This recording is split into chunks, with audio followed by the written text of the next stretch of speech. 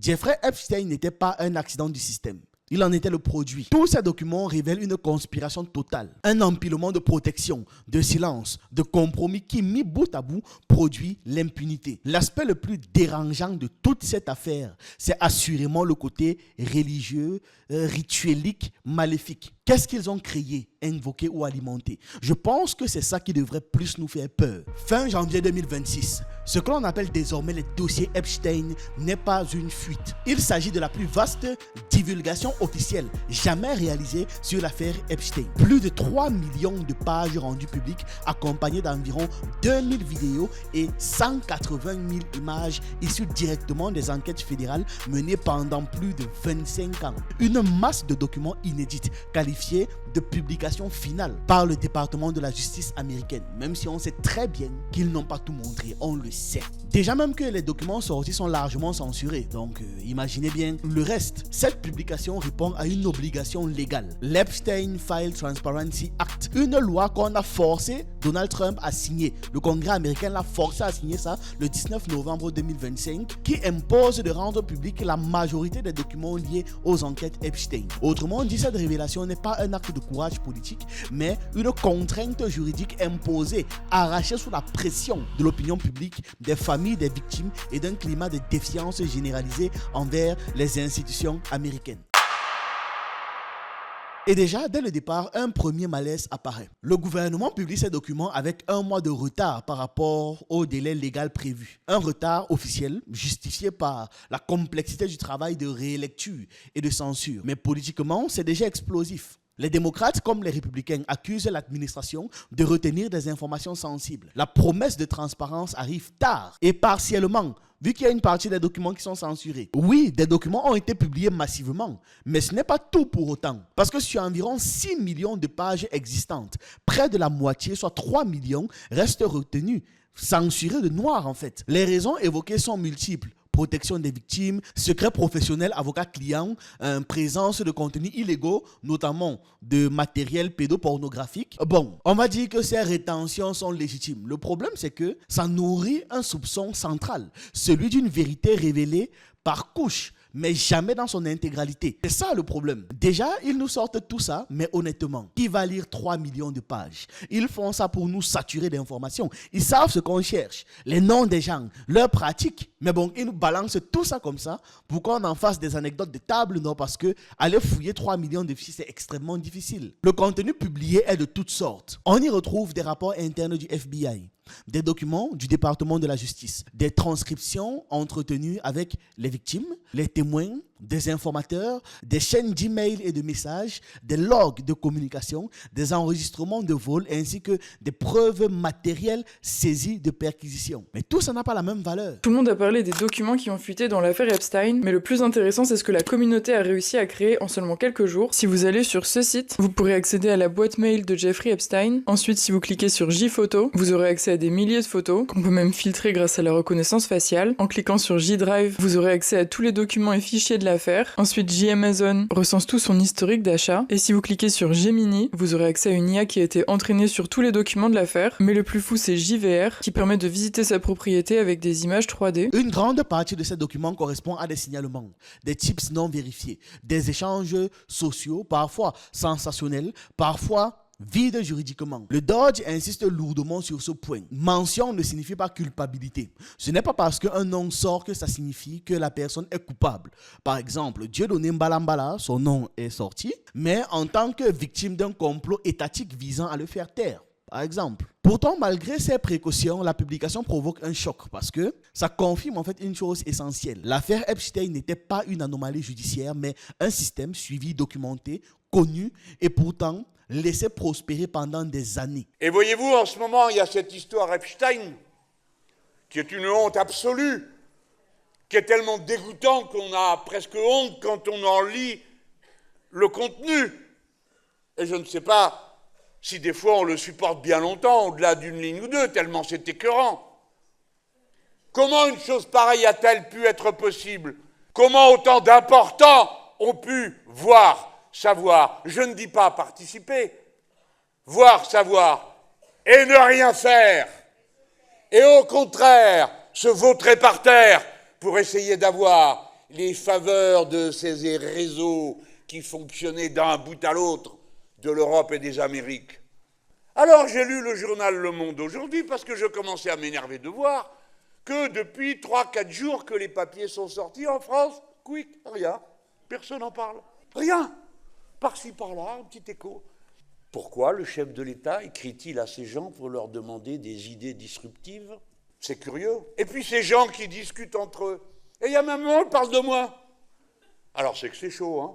Pour comprendre pourquoi ces dossiers sont aussi explosifs, il faut revenir à la figure centrale de cette affaire, Jeffrey Epstein. Né en 1953 à Brooklyn, issu d'un milieu modeste, Epstein commence sa carrière comme professeur avant d'entrer dans la finance chez Bear Stearns dans les années 1970. Il fonde ensuite sa propre société de gestion de fortune. Il travaille pour des clients extrêmement restreints, opaques, composés de milliardaires, de dirigeants, de figures du pouvoir, et son argent est très discret, son influence est immense par contre, vu qu'il gère l'argent de tout ce beau monde-là. Certains pensent qu'il aurait commencé à faire ses extravagances parce que voilà, fallait bien de temps en temps faire fêter ses clients. D'autres disent que ça a commencé ailleurs. Ce qui est sûr, c'est que Epstein n'est pas qu'un financier. Les dossiers le décrivent rapidement et clairement comme un trafiquant sexuel, un recruteur, un organisateur et probablement un intermédiaire. Son réseau repose sur une logistique extrêmement structurée, extrêmement efficace. Des adolescentes, souvent âgées de 14 à 17 ans, issues de milieux vulnérables, sont recrutées sous couvert de messages ou de petits emplois, parfois directement kidnappées. Ces abus ont lieu dans ses propriétés à Manhattan, Palm Beach, sur son île privée des îles Vierges américaines, dans son ranch du Nouveau-Mexique et à bord de son jet privé surnommé Lolita Express. Si vous tapez Loli sur Google, voilà ce que ça donne. Voilà. Et dans les mangas, généralement, c'est justifié par non, elle a juste une apparence d'enfant. En réalité, elle est vieille, c'est une fille, elle a 800 ans et j'en passe. Mais vous comprenez l'idée déjà à travers ces images. Il ne pouvait pas faire plus clair que Lolita Express, en fait. Ça devait déjà alerter. Bon, c'était son effet comique. Peut-être que ça alertait justement. C'était ça leur manière d'en rire de la situation. On abuse des gens et puis on en fait des références. Voilà. Les victimes ne sont pas seulement agressées. Elles sont intégrées à un système. Payées, manipulées, contraintes de recruter d'autres filles, enfermées psychologiquement par l'argent, la peur, le chantage et parfois la promesse d'un avenir meilleur grâce aux relations d'Epstein. Les dossiers parlent d'accords de silence, de pression, de menaces indirectes. On ne parle plus d'un prédateur isolé là, mais d'une chaîne organisée. Et pourtant, en 2008, Epstein bénéficie d'un accord judiciaire hors norme. Un deal négocié par le procureur Alex Acosta qui lui permet d'éviter toute poursuite fédérale malgré des dizaines de victimes. Il est condamné à 13 mois de prison, dont une grande partie aménagée. Et surtout, cet accord accorde une immunité extrêmement large aux co-conspirateurs potentiels non nommés. Donc on ne donne pas leur nom, juste co-conspirateurs. Cette phrase est un aveu clair. En 2019, Epstein est de nouveau arrêté par les autorités fédérales pour trafic sexuel de mineurs. Il plaide non coupable, il ne sera jamais jugé. Il est trouvé mort dans sa cellule. Les défaillances documentées montrent que ce n'était pas une auto-élimination. Parce que caméra défaillante, gardien absent, 2 minutes de sérieux. Le DOJ, le département de la justice, va conclure plus tard à une accumulation de négligence systémique sans preuve formelle de meurtre, bien évidemment. Pourtant, une chose est sûre, c'est que personne ne croit une seule seconde qu'il s'est auto-éliminé. Personne n'y croit. Et c'est précisément ce doute combiné à l'ampleur du dossier et combiné encore à ce qui est sorti en 2026 qui relance une question fondamentale. Epstein était-il le sommet de l'iceberg ou seulement la partie visible? C'est à partir de là que la question change de nature parce que les dossiers publiés ne se contentent pas de rappeler ce que l'on sait déjà. Ils révèlent l'étendue des connexions, la profondeur des silences et surtout les limites structurelles d'une justice confrontée aux élites. À partir du moment où des dossiers sont rendus publics, une obsession collective surgit immédiatement. Les noms, qui apparaît, qui est cité, qui est protégé et surtout, qui est réellement impliqué dans cette affaire. C'est ici que l'affaire Epstein devient l'un des plus gros dossiers et l'un des dossiers les plus complexes et les plus malsains de l'histoire judiciaire moderne. Parce qu'elle oblige en fait à distinguer ce que beaucoup préfèrent confondre. La présence, j'étais là, la relation et l'implication criminelle, donc je l'ai fait. Les documents publiés en fin janvier 2026 mentionnent une multitude de figures issues du monde politique, économique et médiatique. On y retrouve des références à Donald Trump, Bill Clinton, Bill Gates, Elon Musk, Prince Andrew, Richard Branson, Steve Bannon, Peter Mandelson, ainsi que d'autres figures moins médiatiques mais tout aussi influentes. Le dossier montre des emails, des invitations, des échanges sociaux, des présences sur des listes de vols, des visites de propriété, mais le Dodge insiste sur un point central. Être mentionné, avoir été invité, avoir été sur l'île ne signifie pas être coupable. Une visite de propriété n'est pas une preuve d'abus. Un échange d'emails n'est pas un acte criminel. Une relation sociale, même étroite, ne constitue pas en soi une infraction pénale. Et cette distinction juridiquement correcte, je l'admets, devient quand même politiquement explosif, surtout socialement explosif. Parce qu'en parallèle, les mêmes dossiers confirment l'existence d'un réseau structuré qui dépasse largement la figure d'Epstein seul. On y retrouve des éléments troublants, des paiements des tierces, des invitations organisées après sa condamnation de 2008, des témoignages indiquant que les victimes étaient fournies, littéralement. On les fournissait. Elles étaient capturées, livrées à des invités. Des logs. On a des logs de vol qui montrent une continuité des activités bien après que Epstein était officiellement censé être surveillé. Un autre élément fondamental des dossiers concerne les preuves matérielles. Plus de 2000 vidéos et 180 000 photos ont été saisies au fil de l'enquête. Officiellement, la majorité de ces contenus restent sous scellé pour des raisons légales. Ok, mais le simple fait de leur existence change la nature du dossier. Parce que ces rapports ne servent pas uniquement à documenter les abus. Parce que selon plusieurs témoignages et les rapports d'informateurs, ils auraient aussi servi à contrôler les gens, à faire pression, voire à faire chanter certaines personnes. Et ce point est crucial parce que ça transforme Epstein, ça le fait quitter d'agresseur sexuel en nœud du pouvoir. Et dans ce genre de cas de figure, il n'est jamais seul. Les dossiers évoquent, mais sans jamais les confirmer juridiquement, des liens indirects entre des services secrets, des services de renseignement, notamment via des figures comme Hugh Barak, proche d'Epstein après 2008,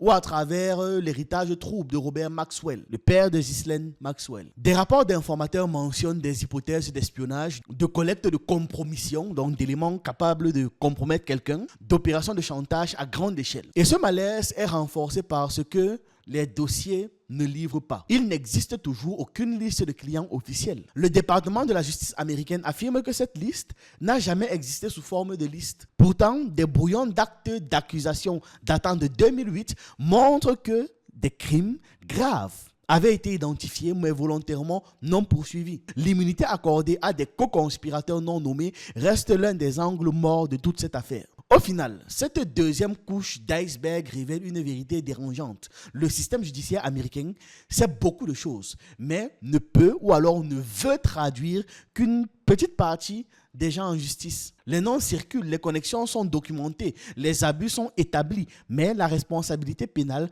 s'arrête presque toujours à Epstein et à Ghislaine Maxwell. Tout ce qui dépasse cette frontière devient flou, lent, juridiquement impraticable ou alors politiquement sensible. Et c'est précisément ce décalage entre ce que l'on sait et la réaction des autorités qui alimente la colère, la défiance et des théories plus sombres. Les documents qui ont été publiés là sont volontairement censurés de descriptions trop explicites. Les mots sont choisis, les phrases sont sèches, techniques et administratives. Et pourtant, derrière ce langage froid se dessine une réalité extrêmement lourde. Les dossiers confirment que le système reposait sur des adolescents très jeunes, généralement âgés de 14 à 17 ans, généralement, parce qu'il y avait aussi des beaucoup plus jeunes, des personnes recrutées ou kidnappées. On ne parle pas d'événements isolés, mais de schémas. Dans un témoignage rapporté par l'avocat d'une victime lors d'une procédure fédérale, la victime évoque avoir été recrutée via ce qu'elle percevait comme un groupe à dimension spirituelle ou religieuse, utilisant des pratiques non conventionnelles de contrôle psychologique. On entend quoi par des pratiques non conventionnelles? L'histoire mentionne des rassemblements isolés,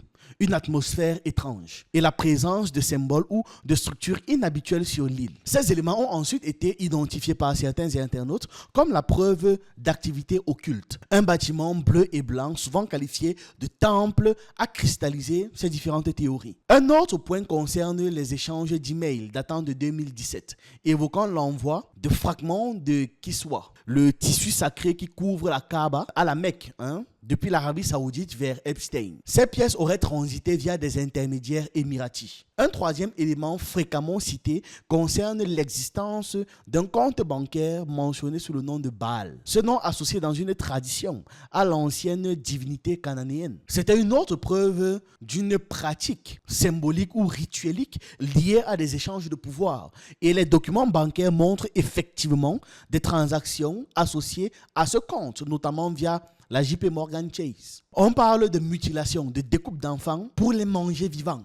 Il y a aussi certains analystes qui ont conclu à partir des structures de l'architecture de l'île ou des architectures présentes sur l'île, ils ont assimilé ça à des temples anciens, associés à des figures comme Moloch, une créature à qui on sacrifie des enfants. Encore. À ce stade, l'affaire cesse d'être uniquement une histoire d'abus individuels. Ça devient une histoire de contrôle. Le contrôle par l'argent, par la promesse, par la peur, par l'image et parfois par la sorcellerie. À partir de là, une question s'impose naturellement. Comment un ensemble aussi documenté, aussi signalé, a-t-il pu ne jamais être démantelé dans son intégralité? Et surtout, pourquoi après la publication de millions de pages, tant de zones restent encore hors d'atteinte de la justice ou alors du débat public? On sait déjà que s'ils ont rendu ce qu'ils ont rendu là public, c'est qu'il n'y a rien d'assez profond dedans pour les détruire. Malgré des millions de pages, des années d'enquête, des centaines de témoignages et de preuves matérielles abondantes, l'affaire Epstein reste marquée par l'absence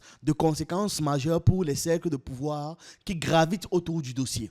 Les dossiers expliquent de manière presque clinique pourquoi aucune purge politique ou judiciaire d'ampleur n'a lieu. Non, vraiment, ça explique pourquoi on ne les arrête pas. La raison officielle est toujours la même, le manque de preuves juridiques exploitables contre les tierces. Le document distingue soigneusement ce qui est moralement choquant de ce qui est pénalement prouvable. Cette distinction est légitime en droit, mais elle produit un effet pervers. Elle montre que plus on est puissant, plus il faut prouver la culpabilité du puissant en question. Le traitement médiatique reflète cette tension permanente. D'un côté, on a les internautes qui font une couverture immense, parfois obsessionnelle de l'affaire, alimentée par des indignations publiques, des révélations. De l'autre côté, on a les médias officiels qui adoptent toujours une posture de prudence, extrême en fait, d'extrême prudence, dès qu'il s'agit d'aller au-delà des faits strictement établis comme officiels. Ce que les dossiers ne disent pas clairement, c'est donc ça le cœur du problème. Ils ne disent pas qui, précisément, a bénéficié de la mort d'Epstein, par exemple, avant son procès. Ils ne disent pas ce que contiennent exactement les vidéos non publiées. Ils ne disent pas jusqu'où allaient les ramifications internationales du réseau. Ils ne disent pas pourquoi certaines pistes liées à des services de renseignement, à des circuits financiers opaques ou à des protections diplomatiques n'ont jamais été exploitées publiquement jusqu'au bout. Et c'est justement pour ça que l'affaire revient par vagues. Toutes les quelques années, il y a un nouveau lot de documents, une nouvelle loi, une nouvelle révélation partielle. Ça relance l'indignation sans jamais produire de résolution définitive. La vérité avance, mais à pas compter, toujours en retard sur les responsabilités. Donc voilà, il y a une conclusion qui s'impose. Jeffrey Epstein n'était pas un accident du système. Il en était le produit. Tous ces documents révèlent une conspiration totale, un empilement de protection, de silence, de compromis qui, mis bout à bout, produit l'impunité. L'aspect le plus dérangeant de toute cette affaire, c'est assurément le côté religieux, rituelique, maléfique. Qu'est-ce qu'ils ont créé, invoqué ou alimenté? Je pense que c'est ça qui devrait plus nous faire peur. Voilà, dites-moi ce que vous en pensez en commentaire. Abonnez-vous, likez et partagez. On se retrouve une prochaine fois.